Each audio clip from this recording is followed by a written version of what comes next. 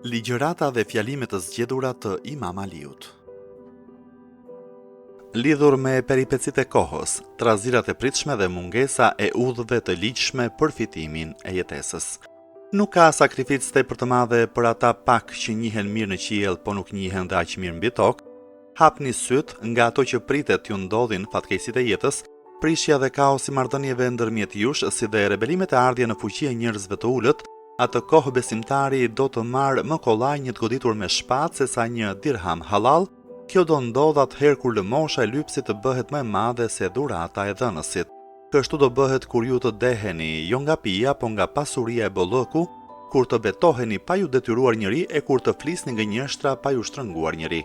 Kështu do të ndodh kur trazirat e grindjet t'ju gjakosin si samari gungën e gamiles, sa gjatë do të vazhdoj ky mjeri me kjo fatkeqësi, e sa e largë do t'jetë shpresa për të çliruar prej tyre.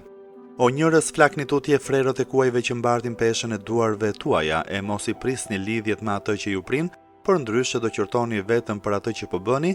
Mos u hidhni në zjarin që flakoron mu përpara jush, qëndrojuni larg rrugëve që ju hedhin në krahët e tij dhe zgjidhni për jetën tuaj rrugën e mesme e të gjerë, se për atë Zot besimtari do të vdes në flakët e tij, ndërkohë që të tjerët do ndihen të sigurt mes tyre.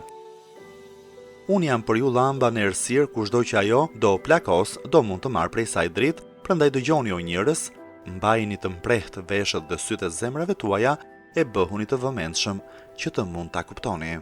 Në këtë epokë shpërblimi që merr lypsi do bëhet më i lartë se ai i dhënësit, sepse të pasurit do t'i shtojnë pasuritë e tyre në mënyra të paligjshme, pra gjithçka që ata mund të japin si lëmosh do ketë për motiv spektaklin, hipokrizinë dhe kërkimin e famës.